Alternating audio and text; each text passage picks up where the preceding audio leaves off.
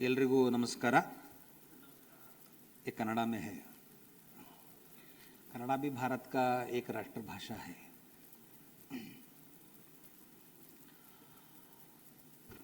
मुझे वैसे 45 मिनट बताने के लिए बताया गया था, पर 45 मिनट अगर मैं बात करूंगा, आप तो उठकर चले जाएंगे, मेरा फ्लाइट भी छूट जाएगा। तो इसलिए उतना ऐसे कोई चिंता की बात नहीं है। ये G20 में एक वसुधैव कुटुंबकम ऐसा एक बड़ा भारत का ही संदेश वो आया कि one earth, one family, one future. ऐसा अच्छा है। ये महा उपनिषद का एक वाक्य है। उपनिषद का नाम महा उपनिषद है। अयम निजः परोवेति गणना लघुचेतसाम उदारचरितानां तु वसुधा एव कुटुंबकम। ऐसा है कि ये मेरा, ये तुम्हारा, ऐसा सोचना ये छोटी सोच है। जिसका चेतना उदार होता है वो पूरा दुनिया अपना परिवार ऐसा मानता है। ऐसा भारत का संदेश जब भारत के पास ताकत था, जब भारत के पास संस्कृति थी, तब ये अच्छा है। और हितोपदेश नाम का एक है, उसमें एक कथा है, वो भी भारत का ही कथा है। बेवकूफी भारत का कभी भी लक्षण नहीं रहा है। बेवकूफ तो रहते हैं। वो कथा में ऐसा है कि एक सियार आता है, वो हमेशा कन्निंग जैकल ही रहता है। वो एक हिरण को खाने के लिए बोलता है, तुम आओ, तो हिरण बोलती है नहीं नहीं नहीं। वो जैकल बोलता है वसुधैव कुटुंबकम, आओ, खाने के लिए बोलता है। ये भी वसुधैव कुटुंबकम बोलने वाले रहते हैं। तीसरा पंचतंत्र की एक स्टोरी है। उसमें हड्डी रहता है, 3 बड़े बड़े विद्वान रहते हैं। विद्वान हमेशा विवेकी रहते हैं ऐसा कुछ नहीं है। तो हड्डी रहता है, तो ये चौथा रहता है सपोजली अनएजुकेटेड है, हमारे जैसे। हमको हमारा कोई एकेडमिक कुछ क्वालिफिकेशन नहीं है, ऐसे लोग। तो वो बोलता है ये हड्डी ये शेर का दिखता है। वो जो तीसरा विद्वान है वो बोलता है वसुधैव कुटुंबकम, ये भी अपना है, इसको सजीव बनाता हूं।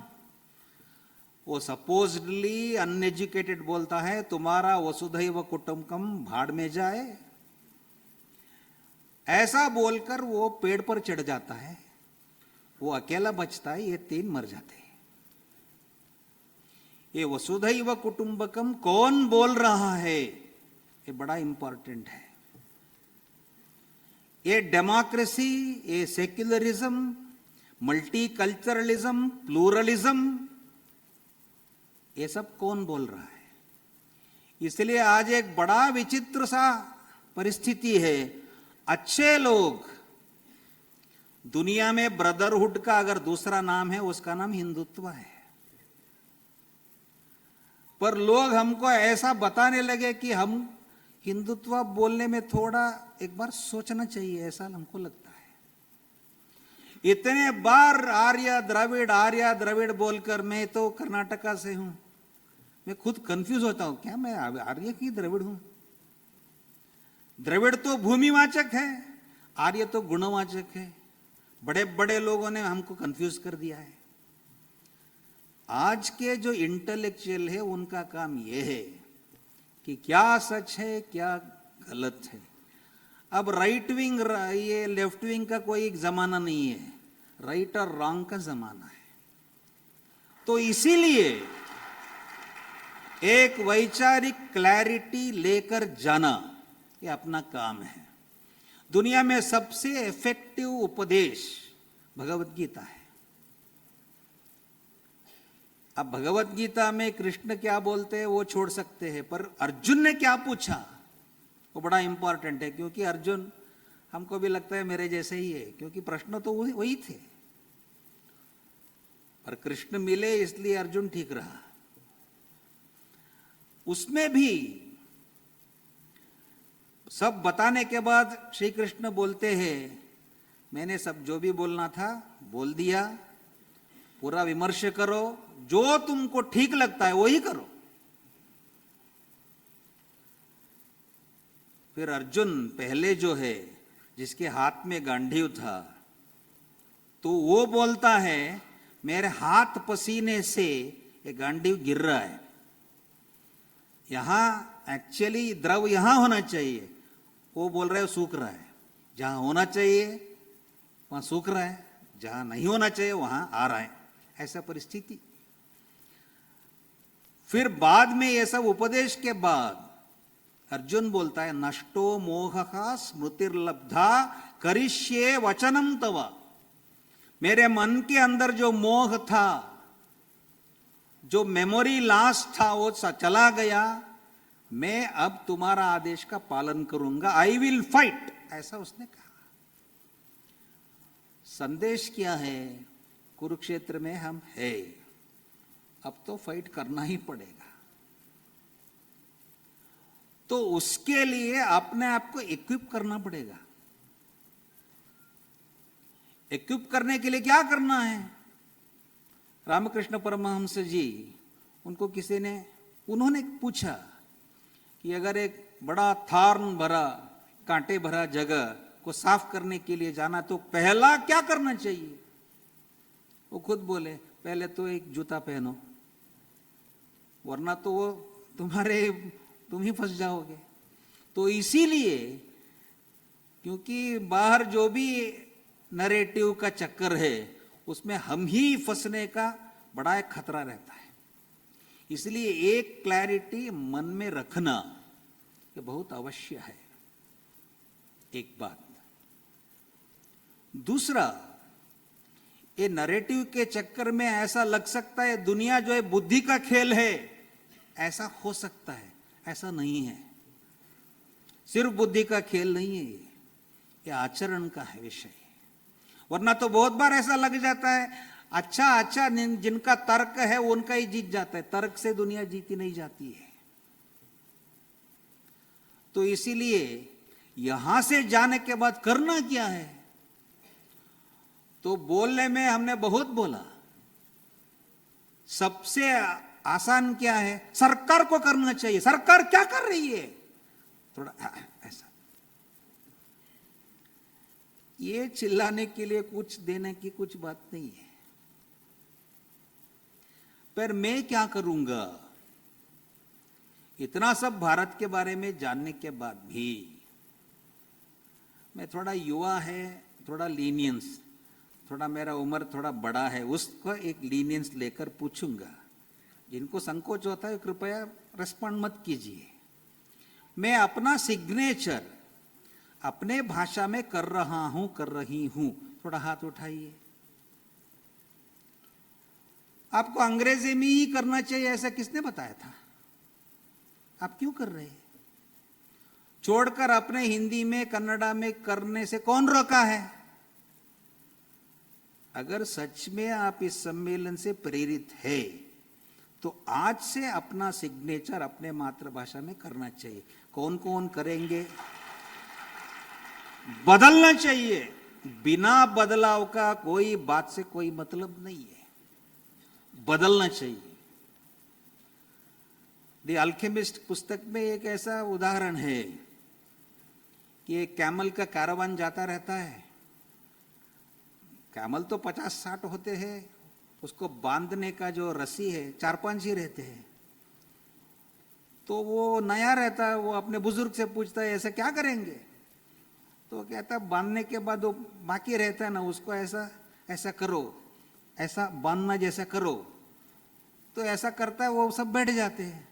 अगले सुबह जिसको रस्सी बांधा था उसको खोला, उठकर चले गए। बाकी जो 45 जो बचे थे वो वैसे ही बैठे थे।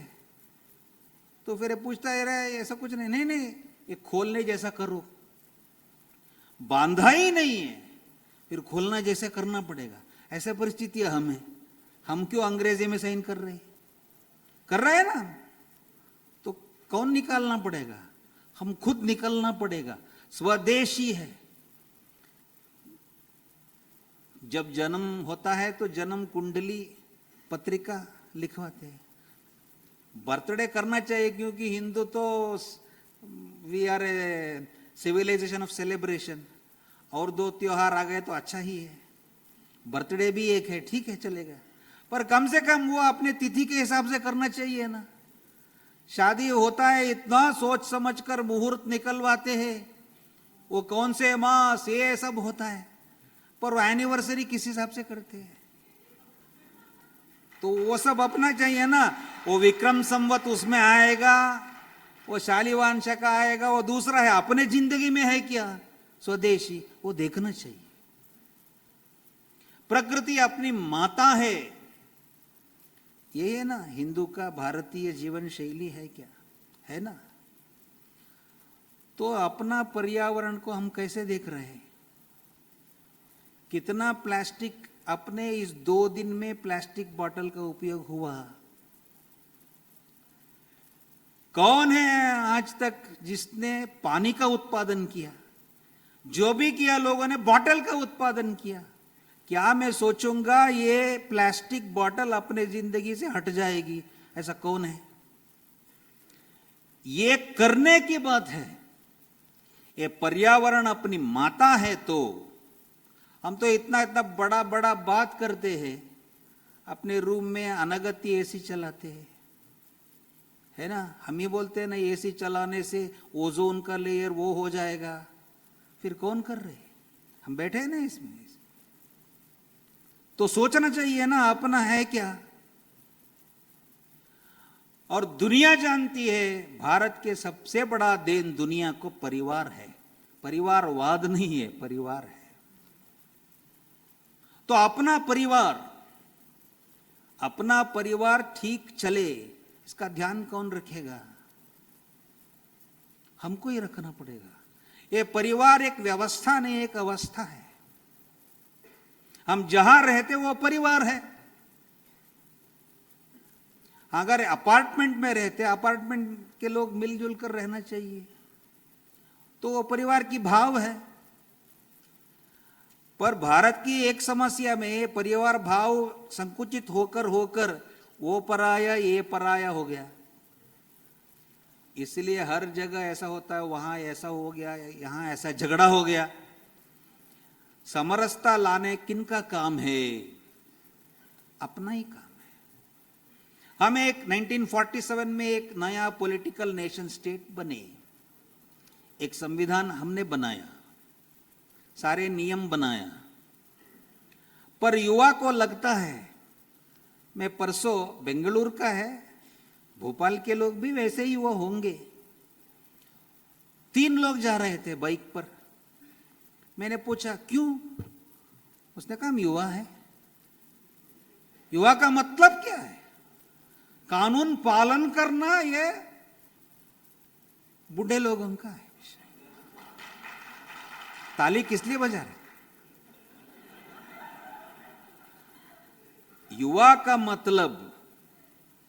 मैं देख रहा था अमीश त्रिपाठी का एक पुस्तक, दिल्ली में एक लड़की, उसके हाथ में 9वीं कक्षा के जीन्स, फटी जीन्स पहनकर खड़ी थी। उसके हाथ में एक पुस्तक था जिसके मुख पृष्ठ में श्री राम जी का चित्र था। मुझे आश्चर्य लगा क्योंकि थोड़ा अलग अलग दिखता है। तो मैंने पूछा उसको ये क्या है, द साइन ऑफ इक्ष्वाकु ऐसा नाम का पुस्तक था।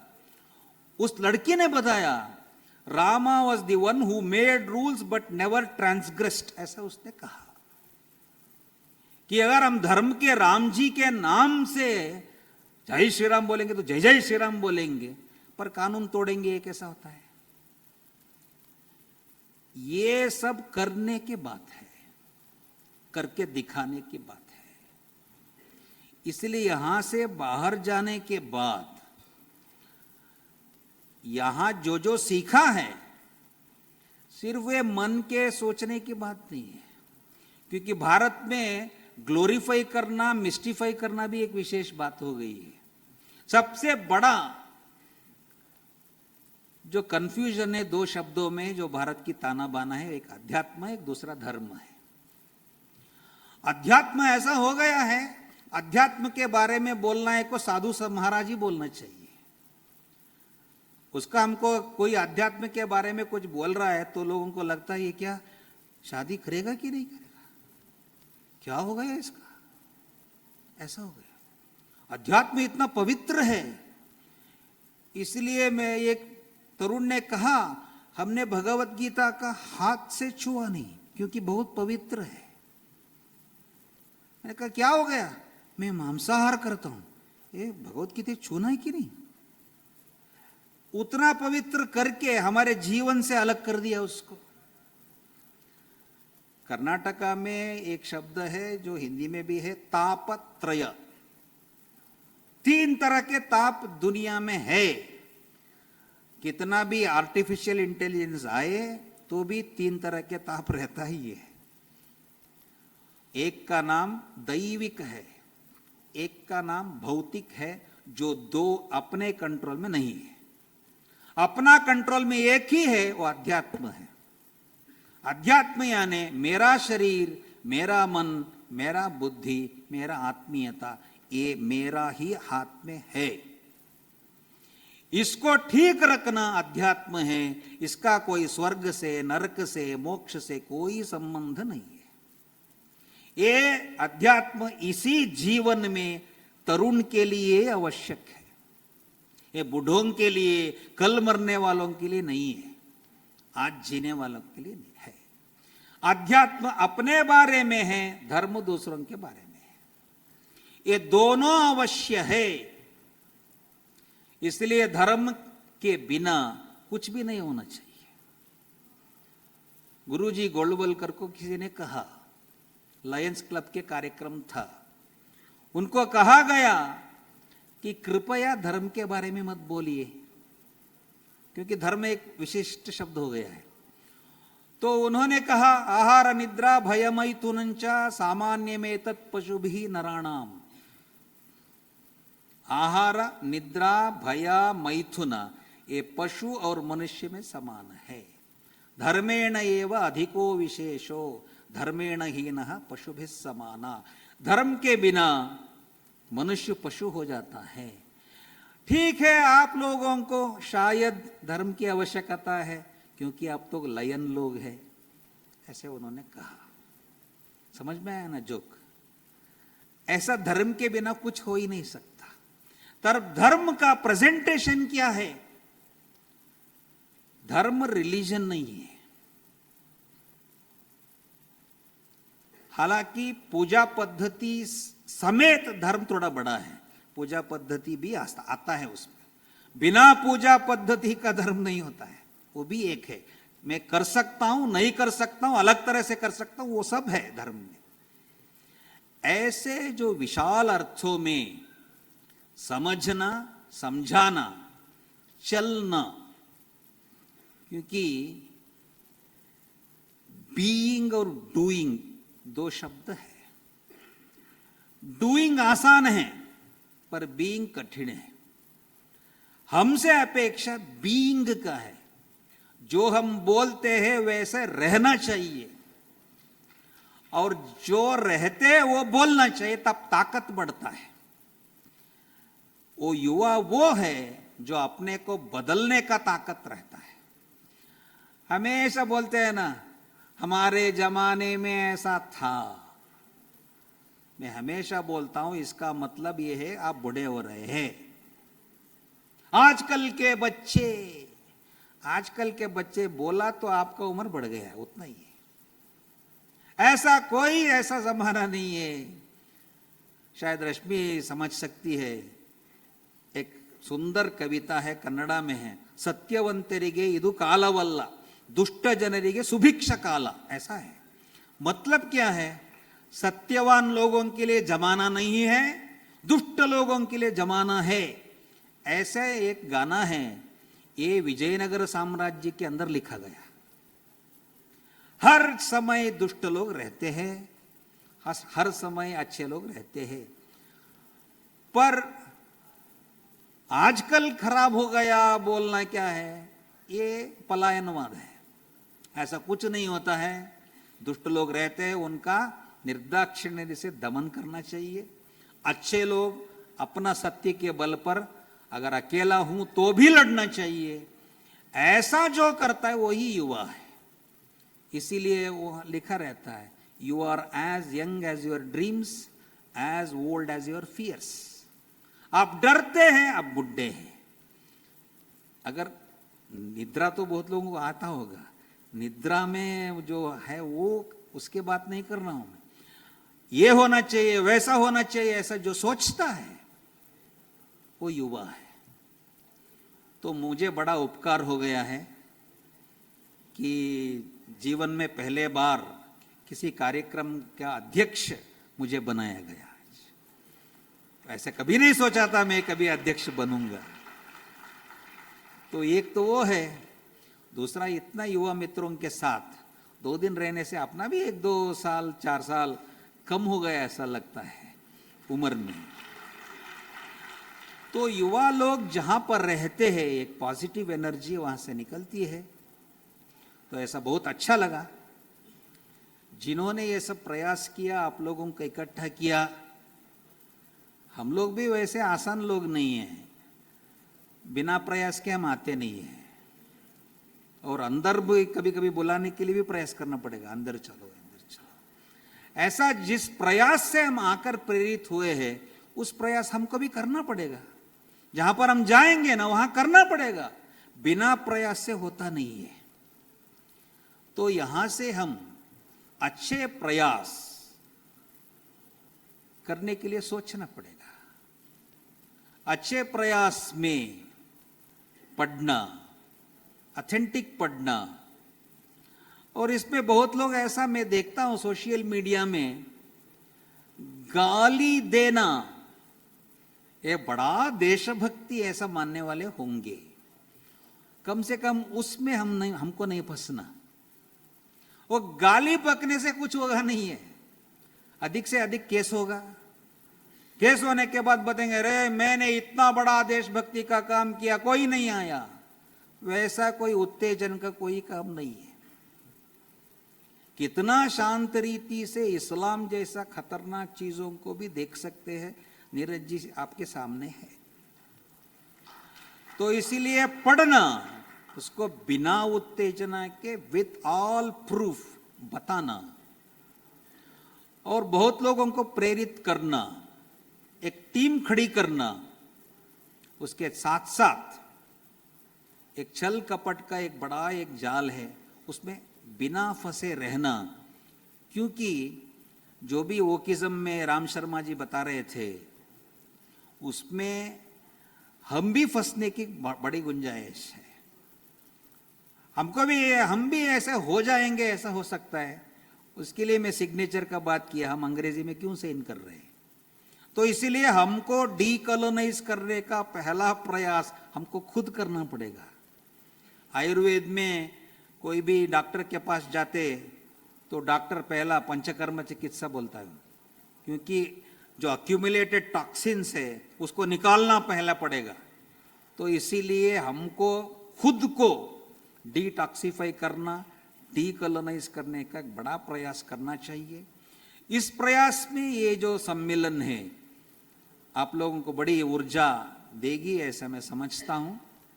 बहुत अच्छे, जिनका उम्र कम है, ऐसे लोग जो साधना में, हर तरह के साधना के लोग यहाँ आए हैं, उन सबके एक सहवास, एक सम्मेलन से सबको एक बिल्कुल एक परिवार जैसा, एक इतना बड़ा परिवार आया है। क्योंकि हिंदू का मूल स्वभाव परिवार का है।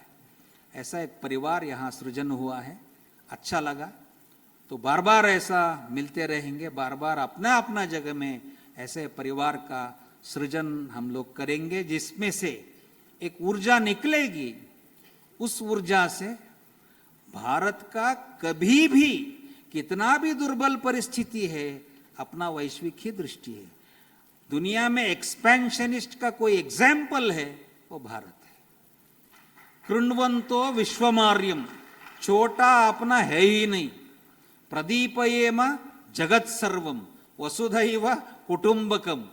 हमारा छोटा सोच अपना जीन्स में नहीं है, तो छोटा सोच अपना नहीं है, सोच बड़ा है। पर बड़ा सोच को रियलिटी करने के लिए हमको बड़ा बनना पड़ेगा, अपने आचरण से। वो सब बनने का एक शक्ति यहां से मिली होगी, ऐसा आशा करते हुए सभी को नमस्कार।